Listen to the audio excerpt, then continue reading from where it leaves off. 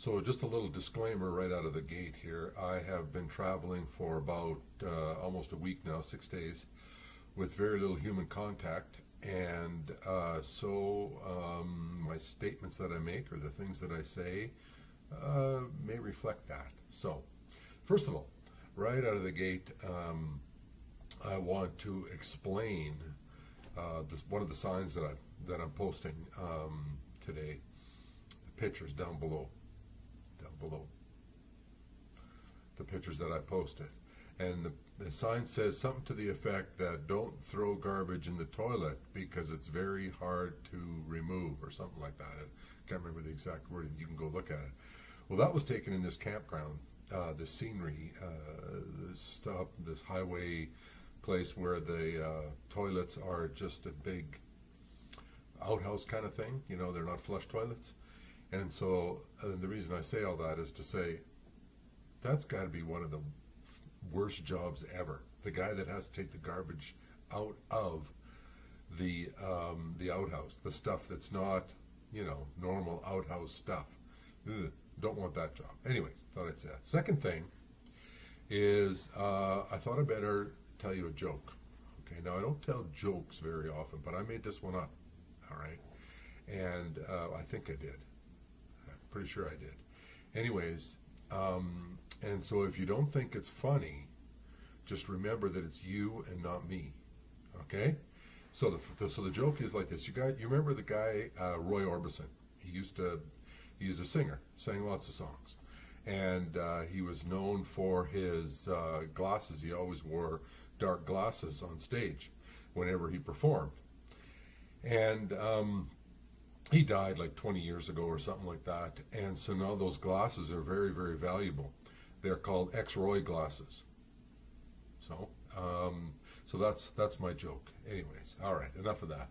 Okay, so I'm going to play you some of the blogs that I did during the day. Actually, yesterday. I'm doing this Sunday morning. I was so tired when I got in last night. It was a pretty toasty warm day and kind of wore me down a bit. But I'll play you the blogs that I did during the day. A couple other things I need to talk about before I get to the videos or my blogs from during the day yesterday, and that is that a couple of things. First of all, I want to talk about my motorcycle. Well, it's not my motorcycle, and that's what I want to talk about. The Victory, or I've left off the word the. I just call it Victory now. So Victory basically is not my motorcycle. My brother-in-law Les Soanes is gracious enough to let me use his, and mine is a little 750 Honda Shadow, which would be a little bit more difficult to ride on a journey like this, and so it is great to have this. It's great to have Victory. Now, Victory is much bigger than my Honda Shadow. One cylinder. They're V-twin cylinders, meaning there's two cylinders for those of you who don't know anything about engines. The one cylinder is bigger than both the cylinders on my engine, so it's quite a bit bigger. When I go up to pass Mr. Big Truck Driver, I have no trouble doing that. And I had to pass a couple of people yesterday, and I hit some speeds that were higher than normal, but it's for a short period of time. But no, it runs great, and every day I ride it, I like it better. It is an awesome motorcycle. So I wanted to say that. I wanted to say thanks, Les. We're having a great time down here, and she's behaving nicely. And except for got a little hot yesterday, I had to take those things off, like the air dams off. But it works. It's been working great. The other thing that I wanted to say was that a couple of the reasons that I'm doing this. One is, of course, to go out and go for a drive and to go for a ride and have an enjoyable time. The other one is that I'm also doing this to try to raise money for Feviva World Ministries. And so you've heard me write about this a little bit, and you've heard it. Kathy and I have been to Feviva in Guatemala many times, and we go down there to help out our good friends Matt and Kerry Blacklock. and they live down there for a good part of the year managing the base. And the base down there, FEVIVA has a base in Guatemala in a small town, near a small town called Chicamalia. And they host teams that come down and help with building projects and ministry projects and whatnot. And FEVIVA has a children's home, a Bible school, a education center. They have this thing called the Village of Faith, where they have homes where they can put people temporarily that are displaced or whatever. And they also have the mission school and a handful of other things that they do down there. And all this takes money. And so on this trip, we're going to call it the Good Ride, because Matt has put together this thing called the Good Initiative, where people take the things that they're good at and they try to use it to raise money for the causes that they believe in. And so this is a cause that I believe in, and so I'm taking the thing that I'm good at and trying to raise money. So if you feel compelled or feel like you should, or even if you don't feel like you should anyways, think of the children.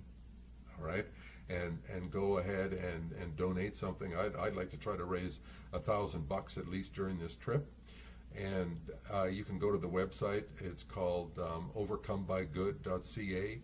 You can go there to donate with PayPal or whatever. You can also give money to me or to Kathy or to Matt or Carrie, and any of these things will do. So that's one of the other things that I'm doing down here. I'm trying to raise money for them. So okay, thanks for listening to my meanderings. One more thing that I wanted to say was that I'm posting a video on here today, and I'm going to call it, camera mounted on the back or something like that. Is I've been posting these little videos of the road, and I thought it'd be fun for you to see what it's like from my perspective. And obviously this is just a short snippet. So yesterday I did something a little bit different, and I mounted the camera on the back of the bike, and so you get the view of where I've been rather than where I'm going. And so I thought that would be fun, and so you can watch that. And I had it rolling for about a half an hour or 40 minutes or so before the SD chip filled up. So did that just for fun. Okay, so this is my first installment for the day on the video blog. I am here in Eureka, or in the neighborhood anyways, and heading out to Redding today. It is cold. I know I've been whining about that constantly, but it's a pretty big deal. I don't do well in cold weather, so it's starting to get to me a bit. But I am confident, based on weather predictions, that it'll be warmer within a couple of hours. So anyway, stay tuned.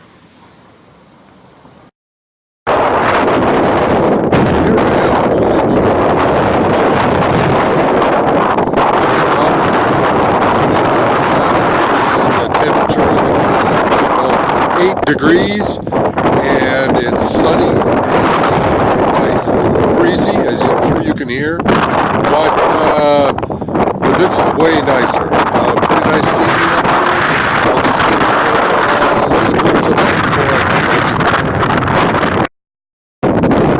So this is this mountain pass area that I'm on. It's really quite nice.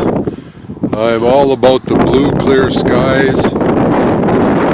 That's way better than the dark, gray, depressing stuff along the coast, which I've seen for the last 3 days. So this is really it's going to continue on. There's my highway. This is actually a really nice highway to ride on. It is a big, windy road, and I can stay at a constant about 55 miles an hour, and it's pretty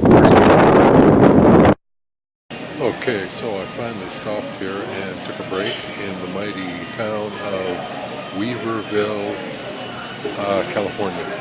I'm driving along this small little one-horse town, and lo and behold, there's a Starbucks. See? And so since I need to get on the internet, and I need to have a coffee, and I need to take off some clothes, I thought it would be a good place to stop. The temperature has increased to About plus 27 from plus 11 this morning. Skies are blue and it's hot, and the highway that I just came on was really awesome. Nice big weaving through the mountain thing. Just really good, and the traffic is a little bit less, and so it's been really great. So I'm kind of looking forward to the rest of the trip. I'm about an hour out of Redding. So that's where I'm at. Okay, so I'm at the Mount Shasta Mall in Redding. It's really hot out here, and so I'm going to continue on. I have to go to Reno yet today. I'm going to do the hot weather on the way there. I'm walking and talking at the same time. I'm trying to record this, trying to do a Rick Mercer thing, but I don't think I'm catching it effectively. Anyways, I had a really good drive for the last couple of hours coming down here. It was hot, but the road was great, and there was hardly any traffic, and it was pretty good. But there was a little bit of construction. I stopped and had coffee at Starbucks in a place called Waverton or something like that, and that was pretty fun. And then I met a lady in a parking lot, and she was a little bit odd, and she just talked my ear off for about 10 minutes. But that's okay, because not too many people talk to me. So it was kind of nice that she came and made a big fuss. But anyways, I got about a couple more hours drive, I think, maybe 2.5 to get to Reno. And I'm staying in a lovely little hostel there. I have no idea what it's going to be like. It could be as sketchy as all get out, but we just don't know. So that's part of the fun. Anyways, for now, that's it, and I'll catch you later. Okay, so here's another installment of my video blog. I'm partway between Redding and Reno. It's still pretty toasty warm out, and behind me you'll see, I think you should be able to see anyways back there somewhere, a mountain with snow on. And now how that works, I don't know. When it's this warm out, somehow the snow is staying on that mountain. But it's pretty warm. But anyways, it's been a pretty good ride from Redding. Not a lot of traffic, and the road is good, and I can keep up a good steady speed, and so it makes it a lot of fun. We're in the trees, and so it's cooled off a little bit. It's not out in the blazing sun, and so it's been really good. Stay tuned for more. Here's some pretty incredible scenery here. Halfway through from Redding to Reno. Kind of cool old craggly trees. I guess it's from a fire that went through here a while back. Anyways, kind of cool. Thought you want to see. All right, so that's what I did during the day yesterday, and just to let you know that I don't redo any of these. These are all one-take video blogs. So if I say something weird or stammer or stumble, I'm just rambling here. So anyways, that's that. So yesterday was a great day. Okay, probably one of the best so far in terms of a good ride. I had plenty of a great highway that was wide open, and I could go at a good consistent speed and warm temperatures, and so there was some of that road that you search for as a motorcycle rider, as a biker. You're looking for this stuff, right? And it takes you a while to find it, because not every ride is the same, and not every ride is enjoyable, really. So, but yesterday I had many miles of this great riding, and the things that make good riding are good weather, no traffic, no one behind you, no one in front of you, so that you can drive the speed that's comfortable for you. All right. When there's someone behind you, you always kind of feel like you got to stay ahead of them. Even if you don't, even if you think, I don't care what he thinks, there's still this thing that he's behind you. The other thing is, if there's somebody in front of you, you're trying to catch them, and you're just not driving at a comfortable speed. I find that when there's no one in front of me or behind me, I drive differently than if there's someone in front. So anyways, that's a whole lot of words about that. But so traffic is a big deal. What's the road like? How are the curves on the road? Are they really tight? Because really tight curves are not as much fun as the big swooping long corners. Like a tight little switchback is no fun at all, but a big looping corner is a lot of fun. And so there was a lot of those yesterday. And the other thing that makes it nice is quality of pavement. All right, if your pavement is nice, new black asphalt, it's really nice to ride on. But if you've got that broken up, lots of little black squiggly snake-like lines all over the road, the difference in the consistency of the highway does make a difference. So I say all that to say that all the good conditions came together many times yesterday, and so it was a really good day. And as you've heard me yammer on so much about the weather, it started off at 11 degrees in the morning when I was in Eureka, but I spent many hours in 40-degree weather yesterday. It was hot. I had to take the front little dams off of, or there's these little windbreaker thingies on the bike. I had to take them off because my feet were on fire because there was no wind flow. So I took those off. I'll put them back on. But really, in this kind of weather, which I'm probably going to be in for the next 3 or 4 days, they're too much to have on there. So what else was I going to say about yesterday? It was kind of cool, kind of neat yesterday after I left. Where was it? I think I left the small town of Susanville, and it was 40 degrees. It was 40 degrees all day, and I was burning up.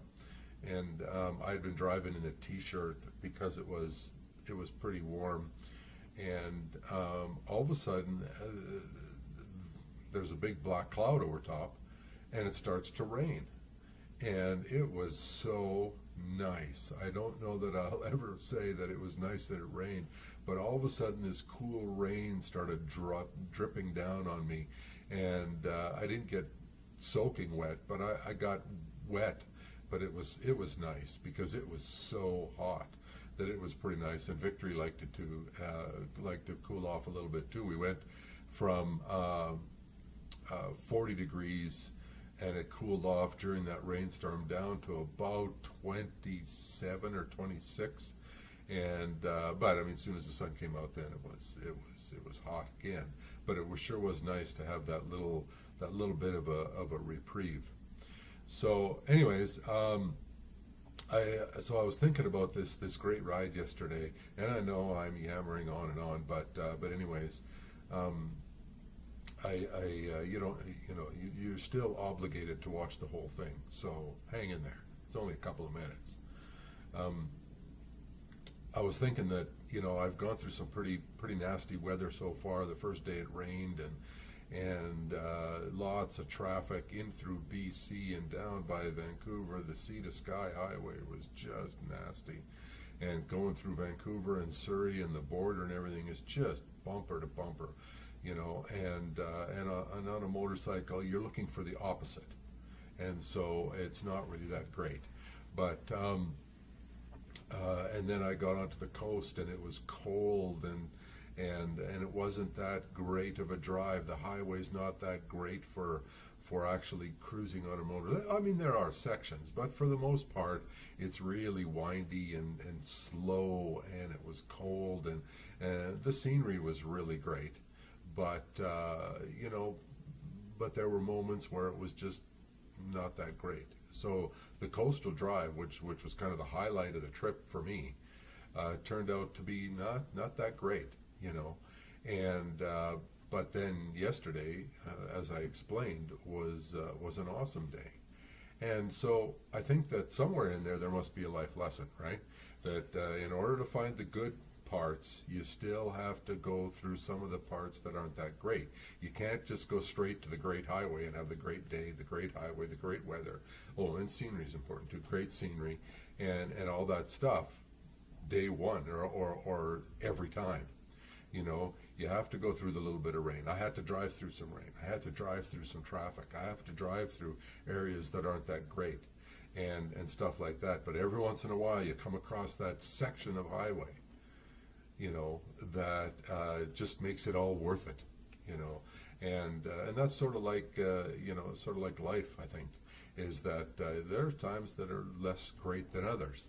But quite often, you know, you come across these moments that make it all worth it. So if you're in one of those rainy days or on one of the paths that are less fun, there's warmer days and, you know, greater highways ahead. All right, so there's my philosophical meanderings for the day. The other thing, that's about it. I think I'm going to try to get going now. I'm posting this morning on Sunday, and because, like I said, I was pretty tired last night, so I didn't quite get to it. And the other thing too, I also stayed in a hotel in a Super 8 tonight, which is a little bit, you know, sometimes I do that once or twice. It's really nice to have a decent shower and a nice bed with sheets and pillows and, you know, and all the comforts of home and proper internet and all that stuff. So that was kind of nice. I had originally planned on staying at a hostel, but I got to this place and it was sketchy as all get out.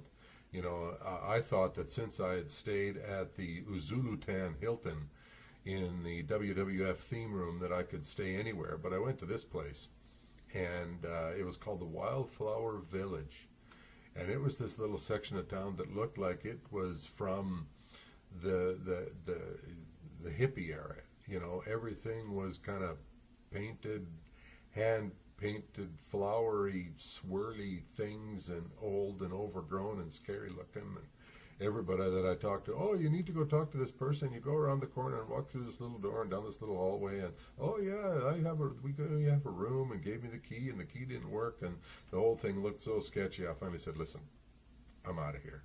I'll go find a hotel. And so that's what I did. So that's why I'm at the Super 8. Anyways, I'm getting a little too wordy.